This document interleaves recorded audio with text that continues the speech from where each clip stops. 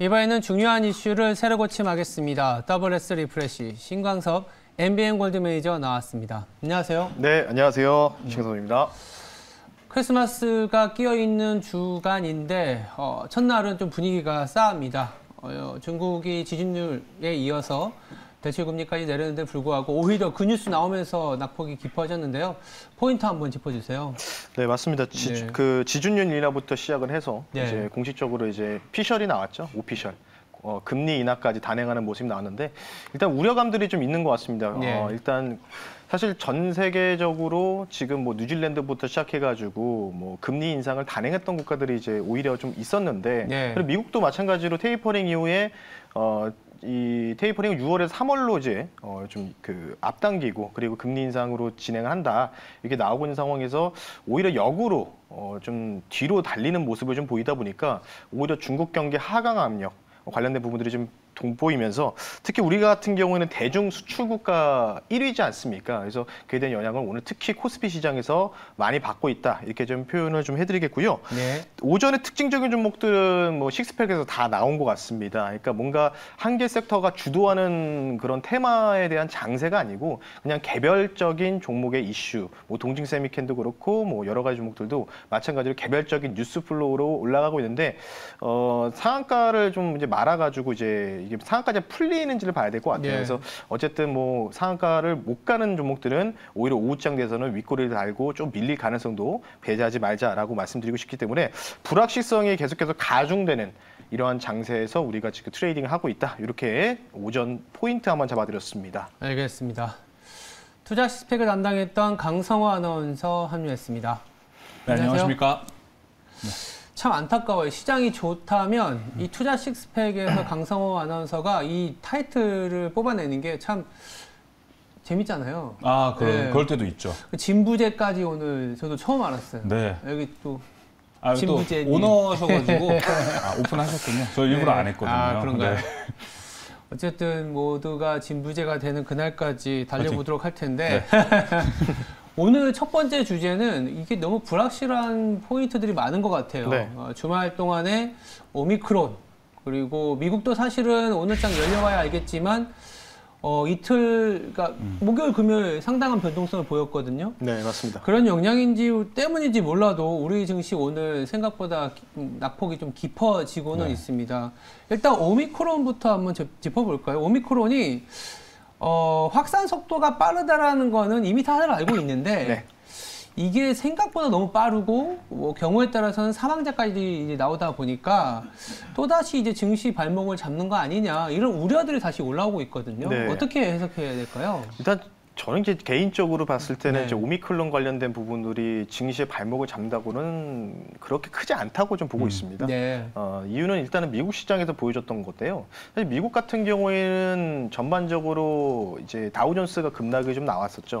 대부분 이제 경기주들이 포함되는 다우존스가 좀 급락이 나왔고 오히려 반대로 뭐 더준 비디오, 커뮤니케이션이 급등 나오고, 그러니까 지금 코로나 수혜주들이 올라오고 또 코로나 이 비수혜주들이 피해주들이 좀 낙폭이 좀 크게 나왔는데 근데 중요한 대목이 리오프닝 쪽에서 보면 미국 쪽에서는 그 에어비앤비도 아래 꼬리 달고 플러스 마감하는 모습 그리고 카니발이라고 이러는 크루즈 여행 관련 주죠. 그 종목도 2% 넘게 강세를 보였고요. 전반적인 에너지 업종들도 대부분 플러스로 마감했던 모습이 좀 보였습니다. 그래서 사실은 미국에서 이 오미크론 강타, 사실은 이제 뭐 매파적인 연준 통화 정책에 대한 변화도 사실은 가장 중요한 요인이라고 볼 수 있겠지만 중요한 거는 바이든 대통령이 또 이런 얘기를 했다고 하더라고요. 그러니까 크리스마스 때까지 뭐 봉쇄 없다라고 했다가 네. 뭐 물론 이제 봉쇄는 없는 것 같습니다. 하지만 이제 부스터샷 관련된 코멘트를 했는데 좀 강력하게 얘기했습니다. 부스터샷을 맞지 않는다면은 조금 이제 힘들어질 수 있는 크리스마스를 보낼 수 있다. 이런 또 코멘트를 좀 진행했기 때문에 자국민을 뭔가 이제 빠르게 이 바이러스에서 보호하기 위해서 백신을 이제 접종 관련된 부분들을 좀 독려를 했던 코멘트거든요. 그래서 그 뉴스가 나오면서 오히려 좀 하락폭이 좀 가파라졌고 그 중에서도 또 유럽에서도 프랑스에서는 일단은 봉쇄 관련된 부분들은 아직 검토 중이긴 하나 회의 결과가 나왔는데 아직은 뭐 그렇게 지금 진행하는 부분은 아닙니다. 영국 관련된 부분들만 지금 봉쇄한다고 했지만 근데 중요한 게 네덜란드 여러분들 아시겠지만 네덜란드가 워낙 유명한 무역의 그런 국가지 않습니까? 네덜란드가 드디어 유럽 국가를 첫 번째로 봉쇄령을 내렸습니다. 그에 대한 영향을 조금 전체적으로 받으면서 유럽 증시는 제가 뭐 리오프닝이라든지 이쪽 볼 때는 프랑스 까크 지수가 굉장히 중요하다고 말씀드리지 않습니까? 그의 영향을 좀 받으면서 프랑스 지수 그리고 독일 닥스 지수 이런 종목 이런 지수들이 낙폭을 좀 크게 나왔다라고 보시면 되는데 사실은 이제 지금 뭐 미국도 마찬가지로 영국이 지금 영국이라든지 유럽 쪽의 확진자가 좀 굉장히 좀 크게 좀 발생하고 있는 상황이기 때문에 조금은 이제 전 세계 글로벌 증시가 오미크론 사태에 촉발되는 변동성 시장인 게 맞긴 하나 근데 제가 볼 때는 지금 우리나라 증시를 떨어지는 요인 자체는 오미크론 사태는 아니다 이렇게 좀 말씀 한번 드려보겠습니다. 네. 오미크론으로 인한 영향력은 제한적이긴 네. 하지만 근데 또 그런 건 있는 것 같아요. 이제 뭐 여러 가지 델타라든지 네. 그 초에 이제 코로나 바이러스가 창궐했을 때 하고 지금이 좀 다른 거는 기본적으로는 정책적인 기대를 하기가 굉장히 어려운 구간으로 접어들다 보니까 그렇죠. 네. 되려 이제 연준이라든지 우리나라는 벌써 금리를 2번이나 올렸고 더불어서 영국도 금리를 올린 상황이기 때문에 긴축에 나서야 되는 상황임에도 불구하고 오미크론으로 인해서 경제가 봉쇄령이 떨어진다라는 거는 실질적으로 소비가 굉장히 다시 침체 국면으로 갈 수 있는 거 아니냐. 그럼 빠르게 경기가 좀 많이 식어버리는 그런 이슈가 되지 않겠냐. 네. 이런 생각도 드는데 한편 또 오늘 같은 경우에 중국이 또 맞아요.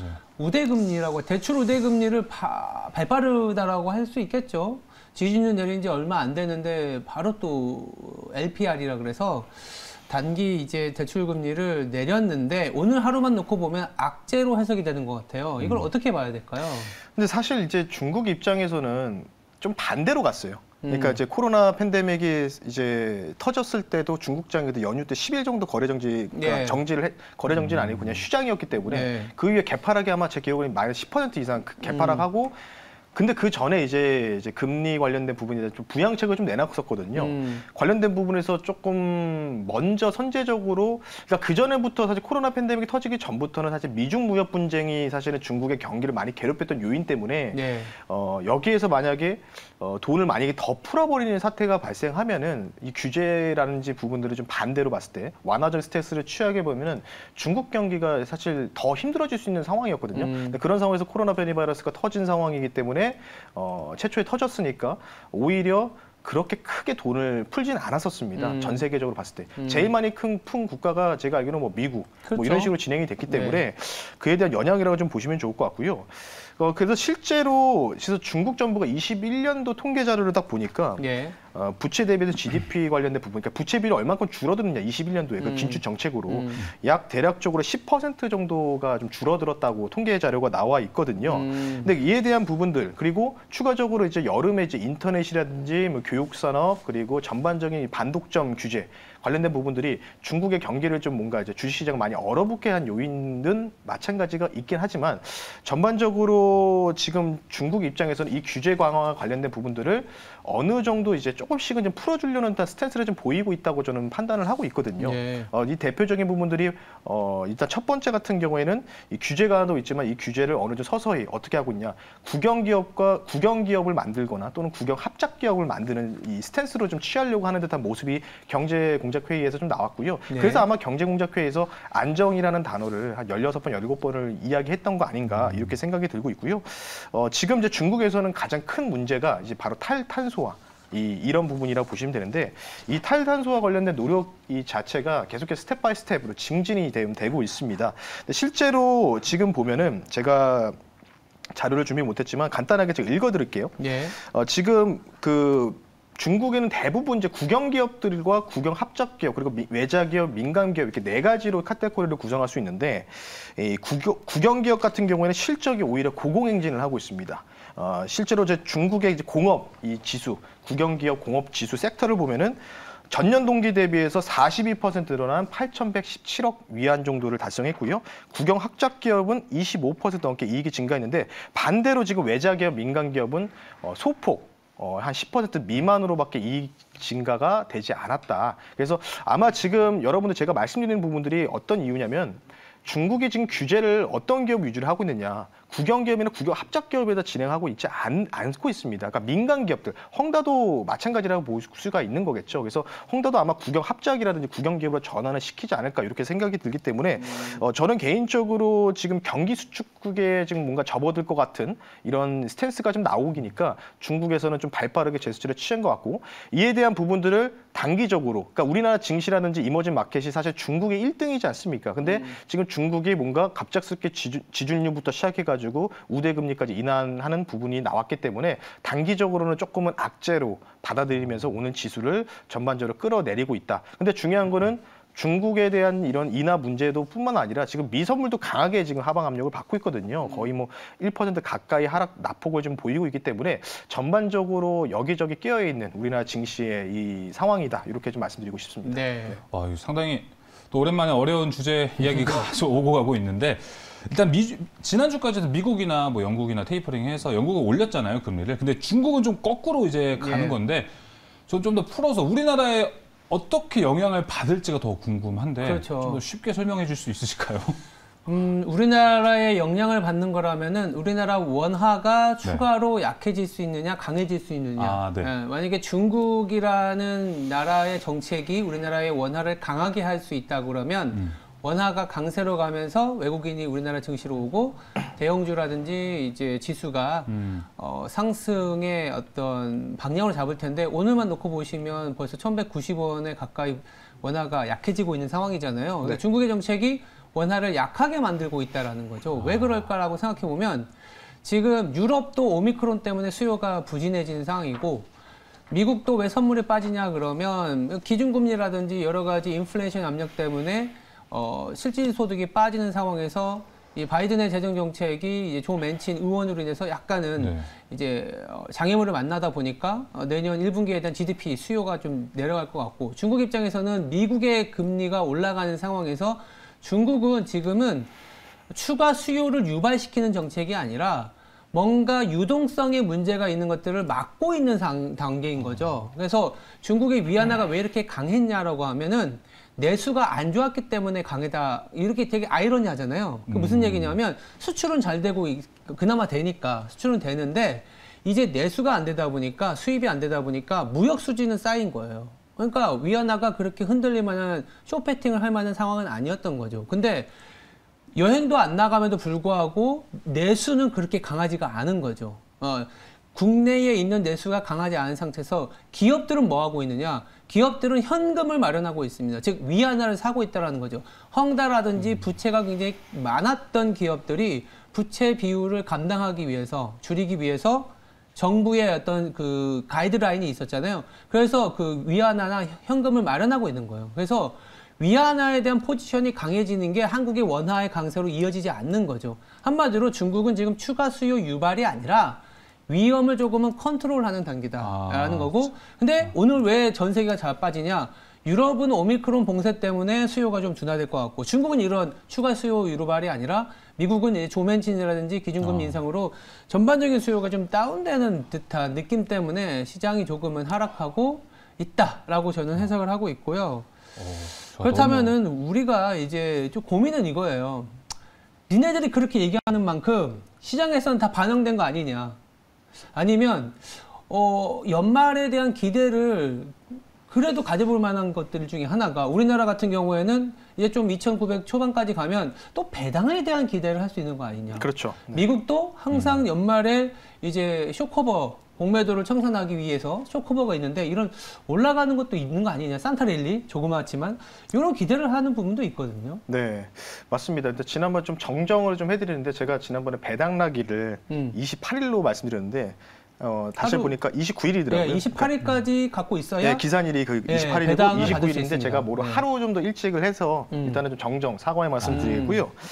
일단은 뭐 최근에 좀 과대한 폭주들이 좀 많이 올라오다가 중간에 오늘 좀 증시 좀 무너지면서 2% 정도 평균적으로 하락이 좀 나오고 있는데 아직까지 좀 스탠스는 좀 변함이 없습니다. 일단 29일 배당락일, 그러니까 28일이겠죠. 차주까지는 그래도 전반적 시장이 무너지는 분위기는 나오지 않는 것이다. 그래서 쇼커버를 단기적으로 한번 기대해 볼 만한 자리가 나온다고 보시면 좋을 것 같고요. 어쨌든 저도 마찬가지지만은 지금 뭐 중국 입장도 마찬가지, 미국 입장도 여러 가지가 있겠지만 미국이 일단은 이 내년에 3차례 금리 인상 관련된 부분이 거의 확률적으로 농후합니다.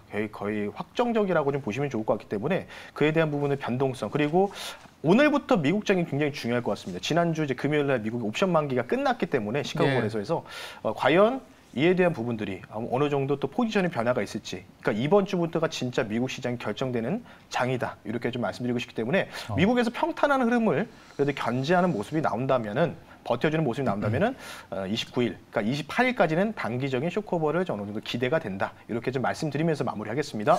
맞아요. 그게 미국 선물이 네. 51선에 지금 딱 닿아 있거든요. 변곡점에 와 있습니다. 지금. 여기서 네. 지지를 못 받으면 미국에서나 이제 약간 그 계절적인 거는 뭐냐면 지금부터 2주 동안 땡겨놓지 못하면 내년 1분기 시장도 없다라는 얘기들을 그렇죠. 많이 하거든요. 그래서 이번 주에 51선은 너무 테크니컬한 거긴 하지만 과연 지지해줄까? 그래야 수요가 있다는 거에 대해 베팅을 할 수 있는데 이번 주 변동성이 심해지면 내년 1분기도 조금은 고민이 되는 장이다 정도로 저는 좀 정리해 보겠습니다. 네. 알겠습니다. 두 번째 새로 고침은 원전과 관련된 이슈인데 이게 왜 저희가 한 번씩은 계속 돌아가는 것 같아요. 에너지와 관련된 얘기들. 맞아요. 네. 근데 이번 주는 원전인 게 ECB에서 EU겠죠. 유럽연합에서 이번 주 수요일에 빠르면 그 친환경 원전과 관련된 뉴스가 나올 수도 있다고 합니다. 그래서 관련주가 움직일 거라고 보고 있는데 어떻게 보세요? 네, 일단은 이번 주 수요일 날 유럽에서 이제 발표를 할 예정입니다. 이제 그러니까 쉽게 얘기해서 뭐냐면 원자력 발전을 친환경, 청정 에너지로 포함을 하느냐, 그러니까 인정하느냐. 이게 굉장히 중요한 이벤트다라고 보시면 되는데 아마 우리나라 같은 경우 목요일 날 반영이 되지 않을까 네. 이렇게 좀 생각을 좀 하고 있습니다. 일단 오늘 같은 경우는 좀 빠르게 그 원전 관련주의 대장이죠. 한정기술, 뭐 일진파워 이런 종목들이 조금 초반부터 강세를 좀 보이고 있고요.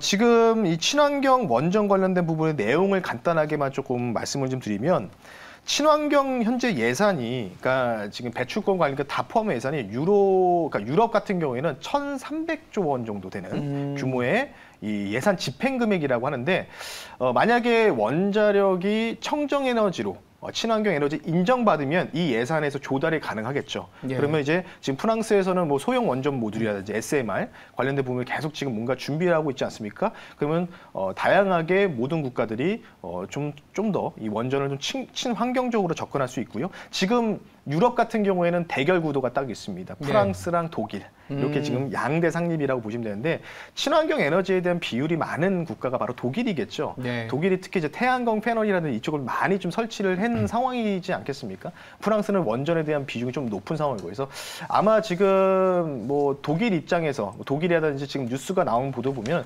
독일이나 오스트리아 지금 이미 친환경 신재생 에너지에 관련된 예산안을 다 집행해 놓고 준비를 하고 있는데 여기서 만약에 잘못된다 원전이 포함된다고 하면은 국제적인 소송도 불사하겠다는 또 의사도 피력하고 있습니다. 관련된 부분 참고하시면 좋을 것 같고요.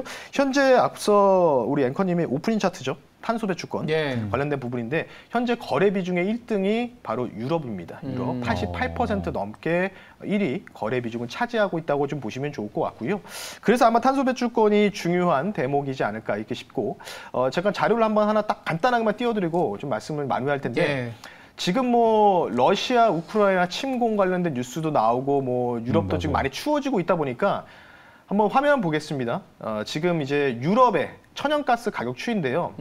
지금 장중에 그 단위당 140유로가 넘어섰었습니다. 순간적으로. 그래서 지금 약간 밀렸는데 지금 전고점을 한번 넘어갔었죠. 지난번에 이제 좌측에 보시면 한 번에 고점을 형성했던 계기가 이제 인플레 관련된 부분들이 많이 나오면서 원래 이제 여름이라든지 이때 비수기였잖아요. 원래 비수기인데 많이 올라갔고 그 조정 이후 다시 또 11월부터 치고 가는 모습들. 근데 물론 지금 시카고 거래소에서 지금 거래되고 천연가스 가격을 안정화가 좀 되고 있습니다. 안정화. 하지만 유럽의 천연가스는 지금 지정 확전 리스크라든지 갑작스럽게 유럽이 또 추이가 좀 본격화되고 있는 부분들이 가중화되면서 다시 한번 유로당 140유로가 넘어섰다가 지금 눌리고 있다. 그래서 아마 지금 천연가스 가격이 화석 에너지다 보니까 이에 대한 부분들을 좀 잡기 위해서 원전을 조금 포함시킬 수 있는 가능성도 우리가 배제하지 말자는 뜻에서 간단하게 천연가스 유럽 쪽 가격 추이를 한번 말씀 한번 드려봤습니다.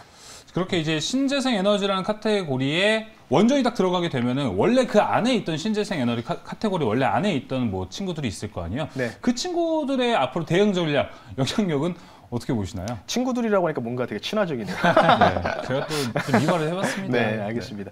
또 친구들이라고 하기엔 좀 그렇지만 신재생 종목들은 네, 죄송합니다.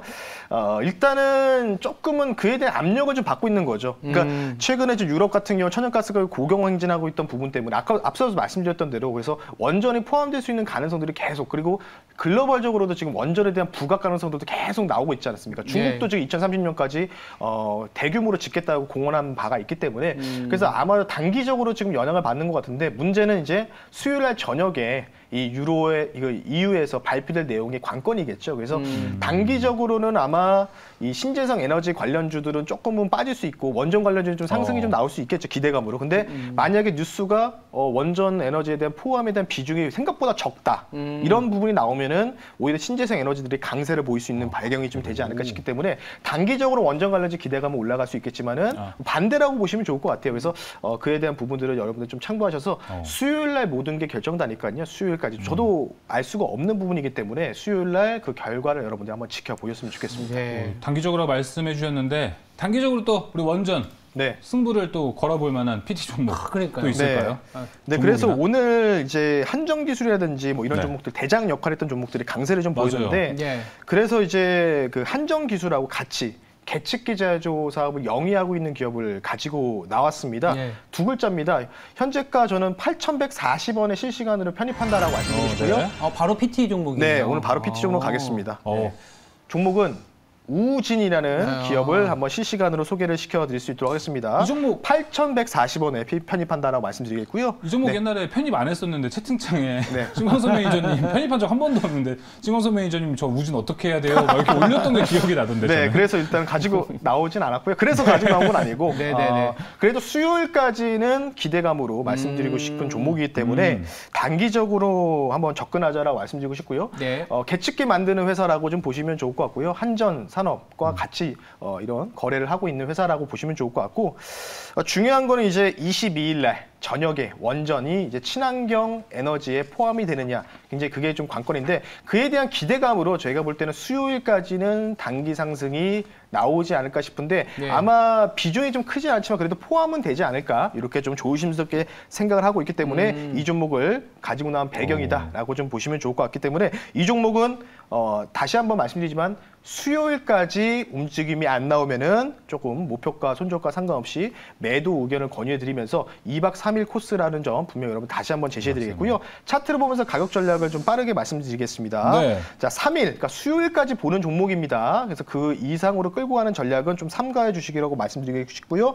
현재가로 제가 편입한다고 했고 단기적으로 최근에 주가 상승이 많이 나왔었죠. 원전 관련된 이슈가 좀 많이 부각되면서 그리고 적절하게 조금 90일 이동평에서 좀 눌리는 모습이 좀 나오고 있기 때문에 여기가 이제 어느 정도 저는 단기 바닥으로 좀 볼 수 있다라고 볼 수 있어서 단기적인 목표가를요 90일 이동평균선을 살짝 상회하는 지점이죠. 9,000원 선을 말씀드리겠고 손절 가격은 7,600원 선으로 이전에 전저점 연여 좀 타이트하게 잡을 테니까요. 목표가 9,000원, 손절가 7,600원 선 여러분들 가격 전략 참고하셨으면 좋겠습니다. 네. 2박 3일 코스 오랜만에 또 나온 것 같은데 고객은 따로 없으신가요? 네, 없습니다. 네, 따로 깔끔하시네요. 없어요? 네. 깔끔하게 목표가 9,000원이고요. 자, 손절가가 7,600원인 우진. 일단은 이번 주 수요일까지 단기적인 이슈와 함께 맞물려 있는 종목이다 보니까 네. 2박 3일 코스라는 것도 꼭 잊지 않으셨으면 좋겠습니다. 네, 알겠습니다. 지금까지 WS 리프레시였습니다. 두 분 내일 뵙겠습니다. 네, 감사합니다.